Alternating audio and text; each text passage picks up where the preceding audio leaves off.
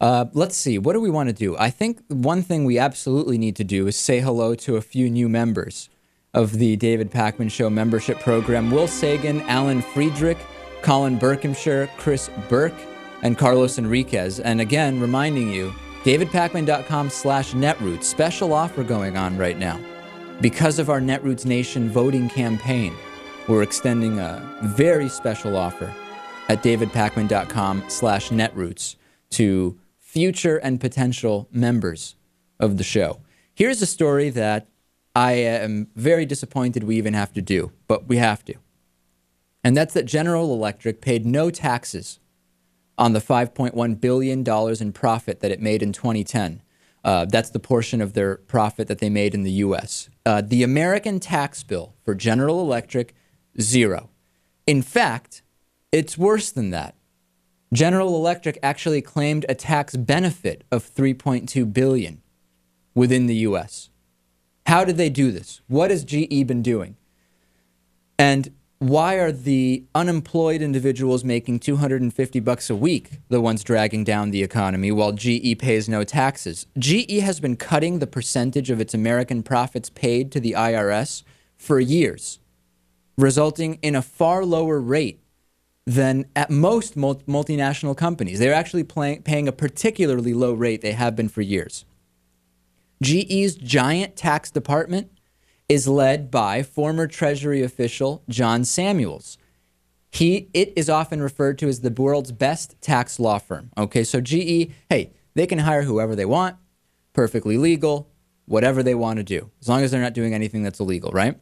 Well, the top corporate tax rate in the U.S. is 35%, and we hear that all the time from conservatives, Lewis. Well, corporate tax rates are very, very high, and that's true. It is one of the higher tax rates in the world. However, companies aren't paying it. There's shelters, tax credits, subsidies, and the 35% that is up there in a cloud does not actually represent the taxes that are being paid. This is a talking point alert, Lewis. The rate is too high. Well, but nobody pays the rate. It's quite simple.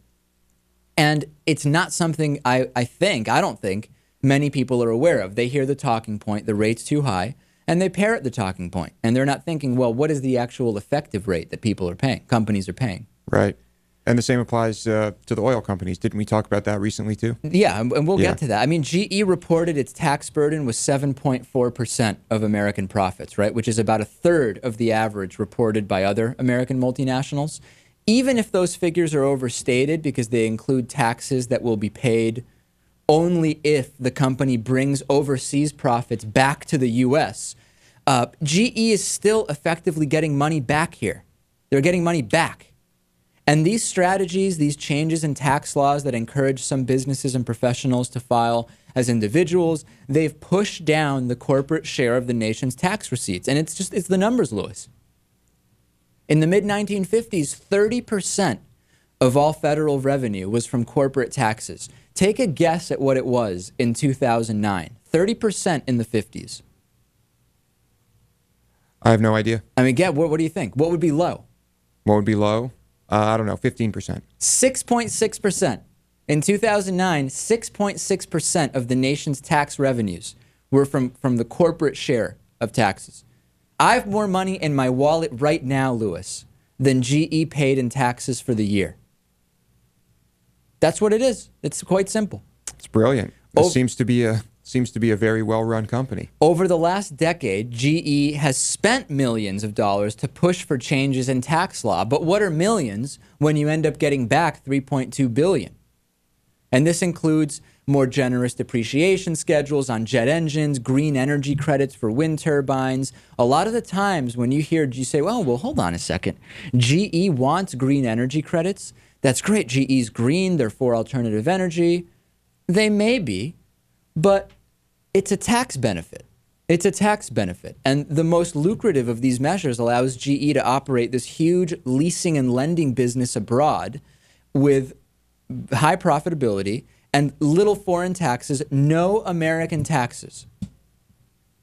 We're broke, right? That's what we hear. We're broke. But GE paid no taxes. But people on unemployment earning $250 a week, they're freeloading. Those are the freeloaders, Lewis. Right. Imagine all the giant corporations. If we just took everything that they should be paying in taxes, Right. I mean, and added it together, how big would that number be? It would be huge. It would Yeah. be huge. And Barack Obama has recently hired Jeffrey Immelt as an economic advisor. He's a former GE CEO.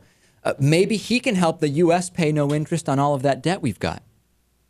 I don't know. So as you can see, Lewis, both parties are highly involved in this. So to sum up, oil companies and huge multinationals complain about high taxation. They lobby for lower taxation while paying no taxes. And as you said about oil companies, receiving corporate welfare from the federal government. I actually understand why they would want to go to these great lengths to protect such a sweetheart deal. But really, ladies and gentlemen, there's no reason the rest of us have to buy it. Problem is, most of us don't know. So that's really the place to start. And hopefully, we're at least getting the message across to some people.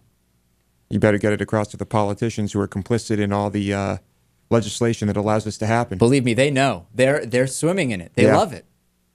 If anybody knows, it's them, and they absolutely love it, with the exception of a handful of politicians.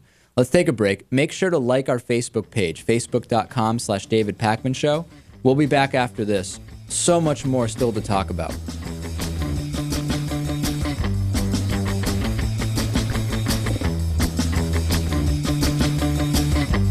The David Pakman Show at davidpakman.com.